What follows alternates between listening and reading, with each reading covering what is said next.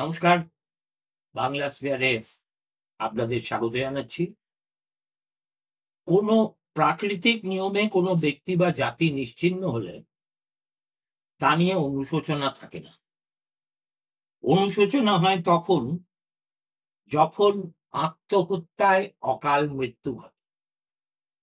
আজ থেকে বহু বহু বহু বছর আগে, আমি তো বলবো ত্রিকালদর্শী পণ্ডিত, একটু খ্যাপাটে নীরদচন্দ্র চৌধুরী এই ভবিষ্যৎবাণী করে গিয়েছিল।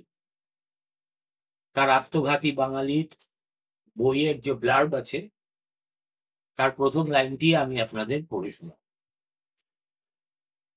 ধরুন, যে জাতির অপমৃত্যুই ঘটে গেছে, আত্মহত্যা করে কবে পঞ্চভূতে বিলীন হয়ে গেছে, তার মাতৃভাষা নিয়ে এত হ্যাংলামি করার, এত সব কথা বলার আদৌ কোনো প্রয়োজন আছে কি? এই মাতৃভাষা দিবস 21শে ফেব্রুয়ারি এলেই বাঙালির একটা ঢং দাঁড়িয়ে গেছে। সংসাজা বাঙালির ঢং বলাই ভালো, যে শুভেচ্ছা বার্তা দিয়া ওই হোয়াটসঅ্যাপের কল্যাণে কিংবা বাংলা ভাষা নিয়ে এই এলোমেলো ইতস্তত ফেসবুকে জ্ঞান গর্ব কথাবার্তা বলা, বা কিছু আমাদের অমর সাহিত্য থেকে কিছু প্রাসঙ্গিক গান অথবা কবিতা অথবা গদ্য উদ্ধৃত করা, ব্যাস 21শে ফেব্রুয়ারি রাত্রি শেষ হয়ে যাবে। 22 তারিখ সেই ভূত আবার অশরীরী হয়ে বিলীন হয়ে যাবে। সেজন্য আমার এই পশ্চিমবঙ্গের বাঙালির, আরো ছোট করে বলতে গেলে পশ্চিমবঙ্গের হিন্দু বাঙালি, বাঙালিয়ানা নিয়ে কোনো আগ্রহই আর নেই। যদিও সারা জীবন আমি বাংলা ভাষাতেই সাংবাদিকতা করেছি এবং সেটা ইচ্ছাকৃতভাবেই করেছি, ইংরেজির হাতছানিতে কখনো প্রলুব্ধ হয়নি। কিন্তু আমার কথা আসছি পরে। প্রথম কথা, মাতৃভাষা দিবস উদযাপন করার অধিকার আমার মতে দুটি জায়গার আছে। প্রথমটি ভারতের অন্তর্গত কাছাড়, যেখানে মাতৃভাষার জন্য লড়তে গিয়ে কয়েকজন বাঙালি যুবক প্রাণ দিয়েছিল। তারপরে বাংলাদেশের কাহিনী তো আপনারা সকলেই জানেন। হাসিনা প্রধানমন্ত্রী থাকাকালীন ওই 21-এর উৎসব দেখতে একবার আমি ঢাকায় গিয়েছিলাম। আমাদের দুর্গাপুজোর সময় কলকাতার রাস্তায় যে ধরনের বর্ণাঢ্য চেহারা দেখি, ঢাকাতে এই 21 তারিখ রাতে সে সময় হুবহু একই জিনিসের পুনরাবৃত্তি দেখতাম। বৈতালিকের পর বৈতালিক চলছে, সবার গলায় রবীন্দ্রনাথের গান।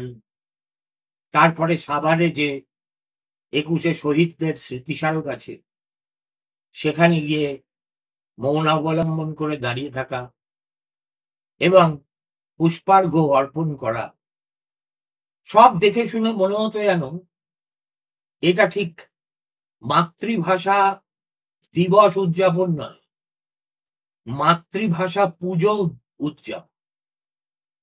দেখুন, বাংলাদেশ জন্ম হয়েছে প্রাথমিকভাবে ভাষা ভিত্তিক এবং সেটাই তাদের রাষ্ট্রভাষা। 21শে ফেব্রুয়ারি যে আন্তর্জাতিক মাতৃভাষা দিবস হিসেবে স্বীকৃতি পেয়েছে রাষ্ট্রপুঞ্জের, সেটাও বাংলাদেশের কারণে। এখানে পশ্চিমবঙ্গের বাঙালির কোনো কিছু কৃতিত্ব দাবি করতে পারে না। হ্যাঁ, এই ভূখণ্ডে একদল লোক নিজেদের বাঙালি বলে থাকে বটে, কিন্তু বাংলা ভাষার প্রতি যে অবজ্ঞা, দীর্ঘদিন ধরে তারা দেখিয়ে আসছেন। তারপরে এই ভাষা নিয়ে কোনো উৎসব করার বা আনন্দ করার বা মিটিং মিছিল সেমিনার ইত্যাদি করার নৈতিক অধিকারই তাদের আছে বলে আমার বিশ্বাস হয়। দেখুন, পশ্চিমবঙ্গে এই যে কলকাতা শহর 2011 সালের আদমশুমারি অনুযায়ী এখানে বাঙালির সংখ্যা বেশ কিছুটা সংখ্যাগরিষ্ঠতার উপরেই ছিল, কিন্তু তারপরে গত 15 বছরে তো সেন্সাস হয়নি। ফলে ভাষা ভিত্তিক এই শহরের চেহারাটা কি সেটা জানার সৌভাগ্যই আমাদের এখনো পর্যন্ত হয়ে ওঠে। তবে ইতিউতি যেসব রিপোর্ট প্রকাশিত হয়েছে সেগুলো পড়ে আশঙ্কা হয় যে আগামী দিনে যবেই সেন্সাস হোক না কেন, দেখা যাবে পশ্চিমবঙ্গের রাজধানী কলকাতাতে বাঙালি সংখ্যা লঘু হয়ে গেছে।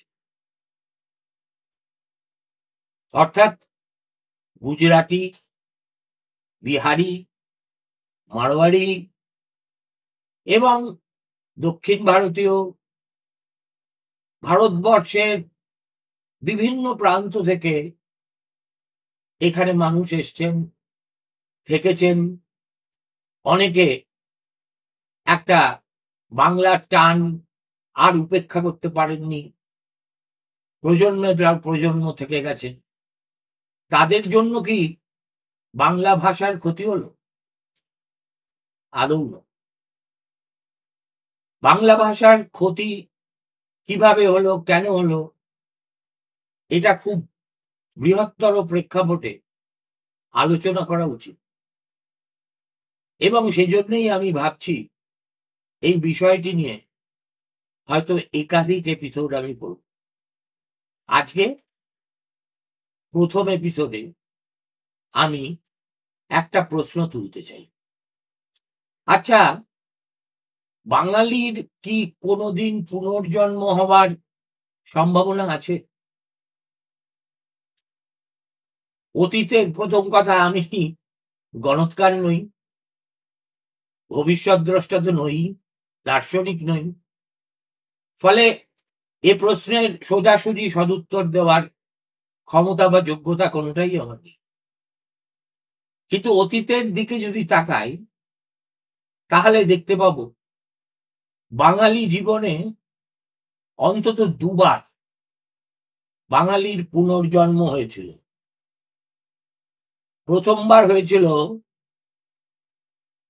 চৈতন্য মহাপ্রভুর হাত ধরে, এবং তারপর ইংরেজদের সৌজন্যে। এখন তৃতীয় পুনর্জন্মের দিনক্ষণ তো আমার পক্ষে সুনির্দিষ্ট করে বলা সম্ভব নয়। তবে এ কথা ঠিক যে শ্রেষ্ঠ বাঙালি হিসেবে যদি 10 জনকে বাঁচতে হয় তাহলে চৈতন্যদেবের নামটি প্রথমেই দিতে হবে। কেননা চৈতন্যদেব যেটা করেছিলেন সেটা হলো তাঁর প্রবর্তিত নতুন বৈষ্ণব ভক্তি প্রচার একটা বিপ্লবের সূচনা করে দিয়েছিল এই বঙ্গদেশে। তার আগে বাঙালির মানসিক জীবন ঠিক কিরকম ছিল সে সম্পর্কে যথেষ্ট লেখাপড়া আমি করিনি, কিন্তু সেটা যে যথেষ্ট নিম্নমানের ছিল এ নিয়েও আবার আমার কোনো দ্বিধা নেই। মানসিক জীবনে বাঙালি সংস্কারের দাস ছিল, বিচারহীন বশ্যতা এবং দাসত্ব ভিন্ন আর উচ্চ স্তরের কিছু সে করতে পারত না। এটা ঐতিহাসিক সত্য। এ বিষয়ে বৃন্দাবন দাসের চৈতন্য ভাগবতে কয়েকটা কথা আছে যেগুলো বেশ মজার এবং ঐতিহাসিকভাবে অত্যন্ত তাৎপর্যপূর্ণ। তিনি লিখেছিলেন যে নবদ্বীপে লক্ষ কোটি অধ্যাপক থাকা সত্ত্বেও একমাত্র আচার ও ব্যবহারেই তাহাদের কাল ব্যর্থ হয়। যেমন কবিতার ছন্দে তিনি বলেছিলেন, কৃষ্ণ নাম ভক্তি শূন্য সকল সংসার, প্রথম কলিতে হইল ভবিষ্য আচার। ধর্মকর্ম লোক সবে এইমাত্র জানে, মঙ্গল চণ্ডীর গীত করে জাগরণে। দম্ভ করি বিষহরি পূজে কোনজন, পুতলি করয়ে কেহ দিয়া বহু ধন। ধন নষ্ট করে পুত্র কন্যার বিবাহে, এই মতো জগতের ব্যর্থ কাল যায়। সেবা ভট্টাচার্য চক্রবর্তী মিশ্র সব, তারাও না জানে সব গ্রন্থ অনুভব।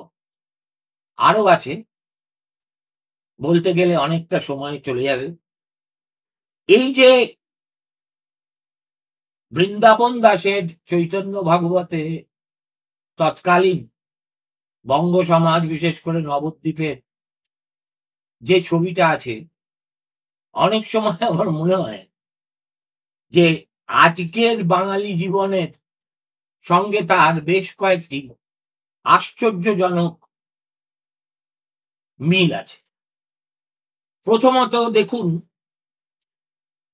বাঙালির যেমন চৈতন্য চরিতামৃতে আছে যে গ্রন্থ পাঠ বা অনেক বই পড়াই যথেষ্ট নয়, যেটা প্রয়োজন সেটা হলো গ্রন্থ অনুভব করা।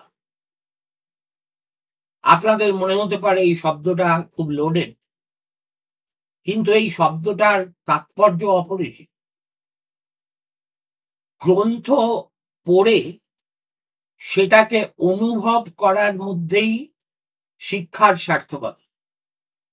মুখস্থ করার জন্য গ্রন্থ পড়ার কোনো প্রয়োজন নেই। ফলে আমাদের যেটা হয়েছে, ওই চৈতন্যদেবের সময়কালের, তার আগের সময়কালের যে বৃন্দাবন দাসের কথা, আজকের বাঙালি ওই জম পাশে ডুবিয়া মরিতেছে। আমাদের দেখুন, পুজো অর্চনাও প্রধানত তামাশা, আর যদি সেটা নাও হয়, একেবারে বড় জোর নিম্ন স্তরের আচার। এখন নীরদবাবু লিখেছিলেন যে অক্সফোর্ডের বাঙালিও এখন অন্য প্রবাসী বাঙালিকে সত্যনারায়ণের সিন্নি পাঠায়। কিন্তু সে কথা থাক, চৈতন্যদেব কি করলেন? চৈতন্যদেব বাঙালির জীবনে নতুন করে প্রাণের স্রোত বইয়ে দিয়েছিলেন। এ প্রসঙ্গে একটা কথা অবশ্যই বলা দরকার, সেটা হলো এই যে চৈতন্যদেব সম্বন্ধে আমরা সাধারণত যে ধারণাটা পোষণ করি সেটা কিন্তু অভ্রান্ত নয়। তিনি একমাত্র প্রেমের প্রচারক ছিলেন না, নাচুনে কাঁদুনে তো ছিলেনই না। মেরেছিস কলসির কানা তাই বলে কি প্রেম দেব না, এই ভাবের প্রকাশ তার আচরণের একটা দিক মাত্র। আরেকটা দিক কিসের? নীরদবাবু বলছেন খুব খাঁটি কথা, সেটা হচ্ছে বিপ্লববাদীর। তার কিছু নমুনা আমরা দিতেই পারি। ওই পুরাতনপন্থীরা, নবদ্বীপের টিকিওয়ালা, শাস্ত্র সর্বস্ব, গ্রন্থ অনুভব করতে অক্ষম সমাজ, তারা চৈতন্যের নিন্দা করত এই বলে পুনঃ পুনঃ পিয়াইয়া হয় মহামত্ত, নাচে কাঁদে হাসে গায়, বইছি মদমত্ত। আর চৈতন্য চরিতামৃত কার যারা এইসব কথা বলে নিন্দা করেছেন প্রভুর, তাদের কিভাবে জবাব দিয়েছিলেন? মায়াবাদী কর্মনিষ্ঠ কুতার্কিকগণ, নিন্দক পাষণ্ড যত, পড়ুয়া আধর। তারা কি? এক তো কুতার্কিক, দুই নিন্দুক, তিন যারা ওই পুষ্পং কাষ্ঠং বই পড়াকেই মোক্ষ লাভের সমগোত্রীয় মনে করে। আজকের কলকাতায় যদি দেখেন, দেখবেন এই ধরনের পড়ুয়ার যে খুব অভাব আছে তা বলা যাবে। কিন্তু এখানে সবচেয়ে ইন্টারেস্টিং বিষয়টা হলো চৈতন্যদেবের শিষ্যদের উপর এরপরে আক্রমণ শুরু। কেননা ওই পুরাতনপন্থীরা গিয়ে কাজীর কাছে চৈতন্যদেবের অনুগামীদের বিরুদ্ধে নালিশ জানালেন এবং সেই কাজী তার শিষ্যদের উপরে অত্যাচার শুরু করে দিল। চৈতন্য কিন্তু এর মোকাবিলা মোটেই অহিংস পথে করেননি। তিনি লোকজন নিয়ে ওই কাজীর বাড়ি আক্রমণ করে বসলেন এবং উত্তেজনার বশে শান্তিপুরের ভাষা ভুলে গিয়ে শ্রীঅর্থের ভাষায় গর্জন করলেন, তোরে মাইরা ফেলাইনি। তখন বাঙালি বিপ্লববাদীদের জন্ম বাংলাদেশেই হতো।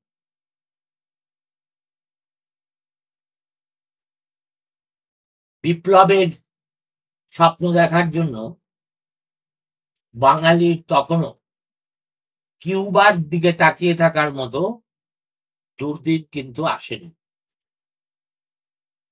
এখানে আরো একটা কথা আমি জাস্ট ছুঁয়ে যাচ্ছি, তার বেশি কিছু বলছি না। সেটা হচ্ছে যখনই লক্ষ্য করবেন জীবনে একটা নতুন স্রোত এসেছে,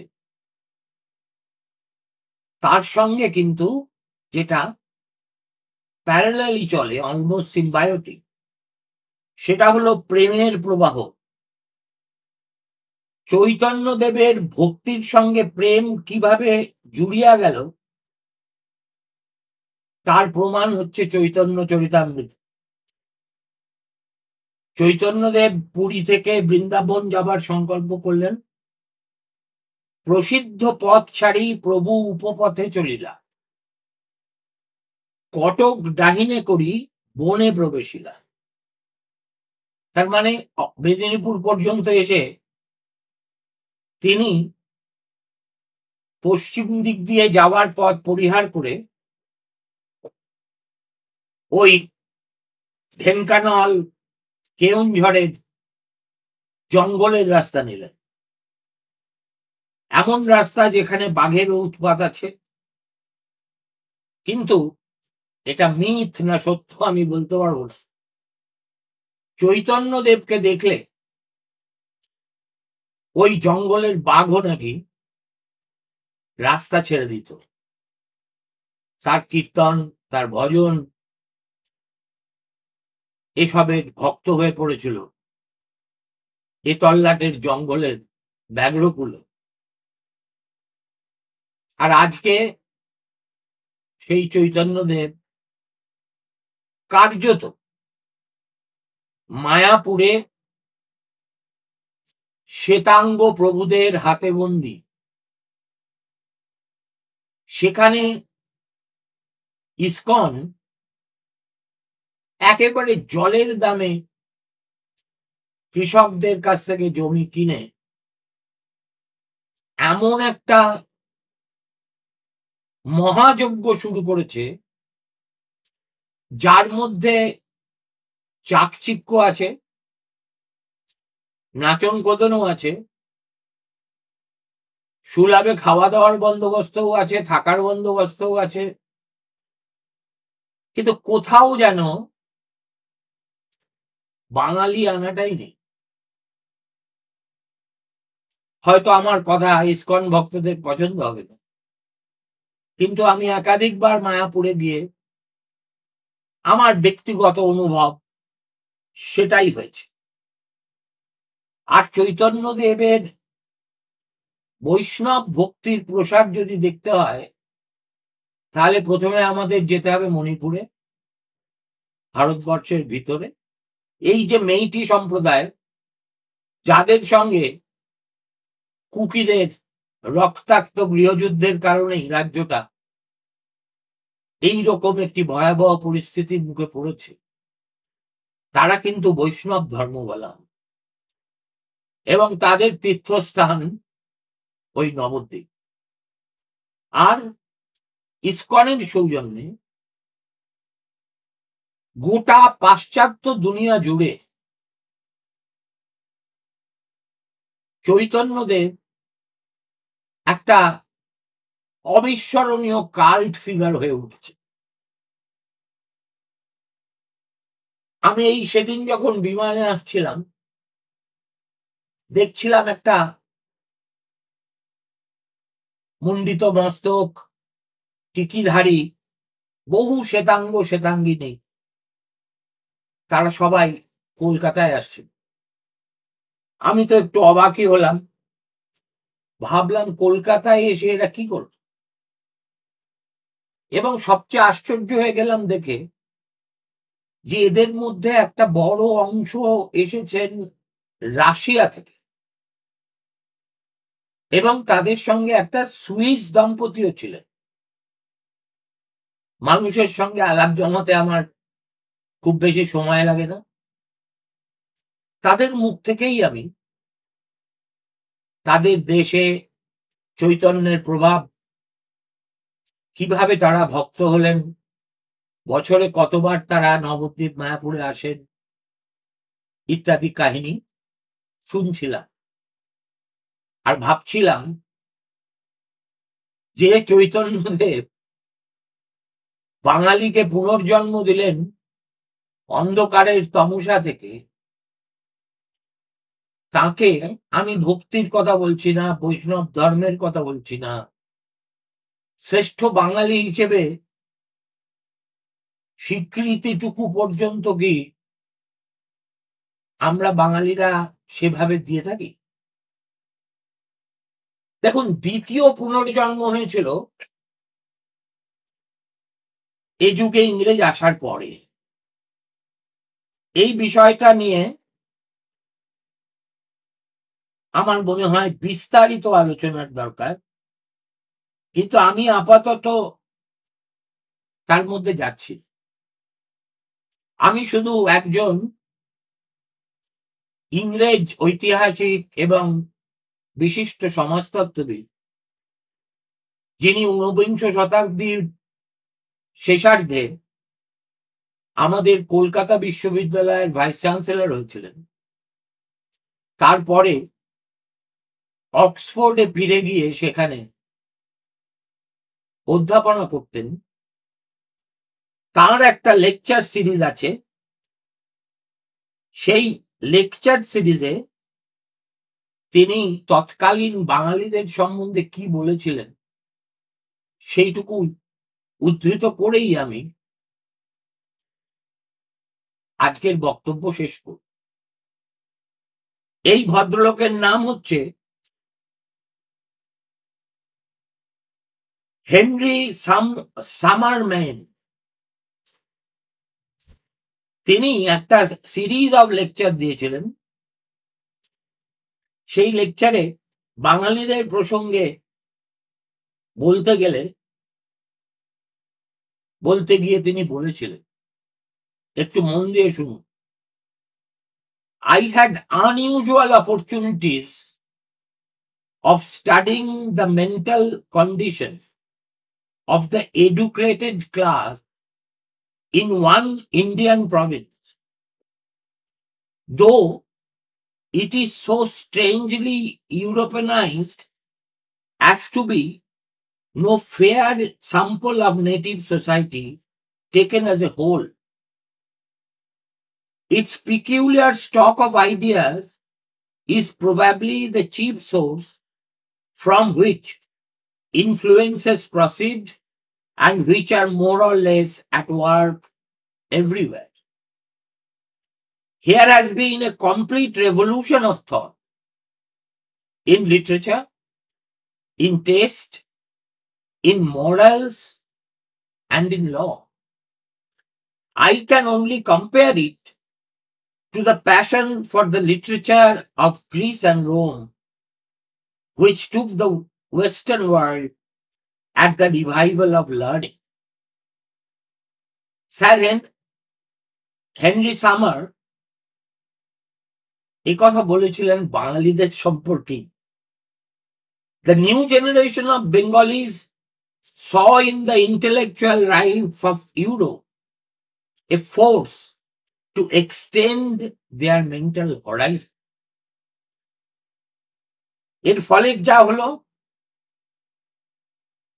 অতীতের যেসব শৃঙ্খল বা ভাবধারা বা চিন্তা বাঙালিকে কার্যত পশ্চাৎমুখী করে রেখেছিল, সেই স্মার্ত নৈয়ায়িক বৈদান্তিকের মধ্যেই ইন্টেলেকচুয়াল ব্যাপারটা সীমাবদ্ধ ছিল। তা থেকে বাঙালির চিন্তার জগৎ, মননের জগৎ, মানসিক জগৎ কয়েক আলোকবর্ষ এগিয়ে গেল, এবং তারই ফল হলো 1871 সালে দেওয়া এই ভদ্রলোকের ভাষণে বাঙালি জীবনের বৈপ্লবিক পরিবর্তনের প্রতিফলন। Finding that their own system of thought was embarrassed in all its expressions by the weight of false physics, elaborately inaccurate, careless of all precisions in magnitude, number and time, the educated Bengalis were turning to Western thought, especially in its scientific form. দেখুন, history perhaps moves in cycle. তাই এক সময় এই অলীক বিজ্ঞানের সাধনা, যেটা বাঙালিও করত, আজকের আমাদের দেশের শাসক দল করে থাকে অনবরত, সেই জিনিসটা বর্জন করে প্রকৃত বিজ্ঞানকে আত্মস্থ করার প্রচেষ্টাও সেই সময় থেকেই বাঙালি শুরু করেছে। কেন করেছিল বা কেন বাঙালি এত চট করে সফল হয়েছিল? এই ইংরেজ অধ্যাপকের মতে এটা হয়েছিল বাঙালির স্বাভাবিক মনীষার জন্য।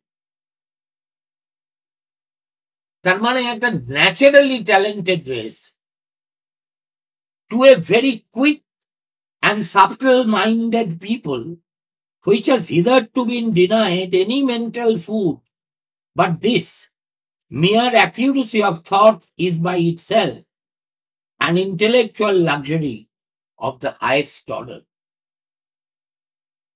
এছাড়াও তিনি এই নব্য যুগের বাঙালিদের সম্পর্কে আরো অনেক কথা বলেছিলেন, এবং অনেকেই মনে করেন এইরকম একজন বাঙালি দরদি ইংরেজ যদি আরো বেশ কিছুদিন আমাদের এই কলকাতা শহরে থেকে যেতেন, তাহলে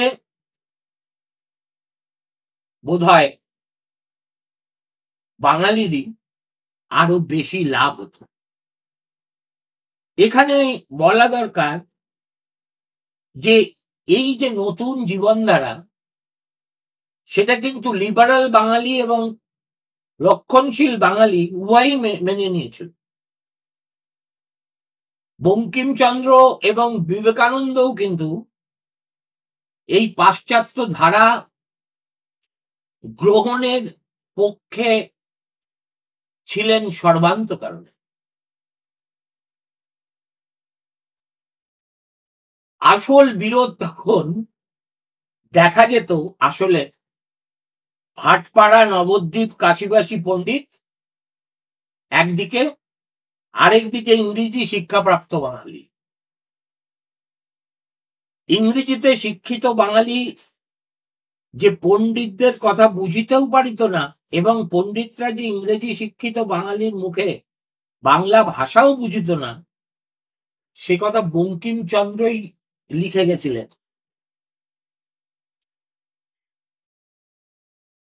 তার কথা কি ছিল জানেন? গোলযোগের কথা এই যে এই শিক্ষিত সম্প্রদায়ের প্রাচীন পণ্ডিতদের উক্তি সহজে বুঝিতে পারেন, বাংলায় অনুবাদ করিয়া দিলেও তারা বুঝিতে পারেন না। যেমন টোলের পণ্ডিতেরা পাশ্চাত্য দিকের উক্তির অনুবাদ দেখিয়াও সহজে বুঝিতে পারেন না, যাহারা পাশ্চাত্য শিক্ষায় শিক্ষিত তাহারা প্রাচীন প্রাচ্য পণ্ডিতদের বাক্য কেবল অনুবাদ করিয়া দিলে সহজে বুঝিতে পারেন না। এটা তাহলে কাদের দোষ? বলছে ইহা তাহাদিগের দোষ নয়, বঙ্কিম বলছেন, তাহাদিগের শিক্ষার নৈসর্গিক ফল। পাশ্চাত্য চিন্তা প্রণালী প্রাচীন ভারতবর্ষীয় দিগের চিন্তা প্রণালী হইতে এত বিভিন্ন যে ভাষার অনুবাদ হইলেই ভাবের অনুবাদ হৃদয়ঙ্গম হয় না। এই কথাগুলো বঙ্কিম লিখেছিলেন গীতার ব্যাখ্যা দিতে গিয়ে। এবং ইংরেজদের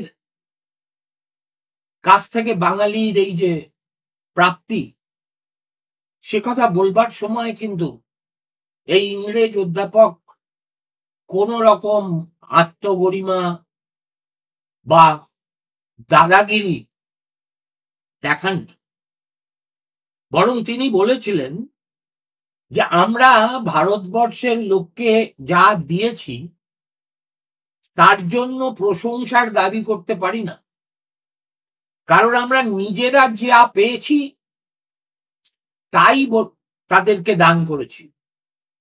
বর্তমান ইউরোপীয় সভ্যতার চিন্তাধারা এসেছে প্রাচীন গ্রিস থেকে। আমরা উত্তরাধিকার সূত্রে সেটা আগে পেয়েছি, তারপর এখন ভারতবর্ষকে দিচ্ছি। একই কথা, কিন্তু হুবহু একই কথার প্রতিধ্বনি আমরা বিবেকানন্দর কথাতেও পেয়েছি। তিনিও বিশ্বাস করতেন যে প্রাচীন বর্তমান ইউরোপিয়ান সভ্যতার পিছনে রয়েছে প্রাচীন গ্রিস। 1898 সালে কলকাতায় একটা বক্তৃতায় তিনি বলেছিলেন, Let us remember that the civilization of the West has been drawn from the fountain of the Greeks. Two branches of the same human stock had settled in two widely separated lands and worked out in different circumstances and environments the problems of life, each in its particular way. They were the ancient Greeks and the ancient Hindus. তারপর কি হলো বলবো আগামীকাল। আজ অনেকক্ষণ সময় লেগে গেল এই চর্চাতে। নমস্কার, 9টায় ফিরে আসছি আবার অন্য একটি বিষয় নিয়ে, যার শিরোনাম আমি দিয়েছি উদর পিণ্ডি বুদর ঘরে। যদি শোনেন খুব ভালো লাগে।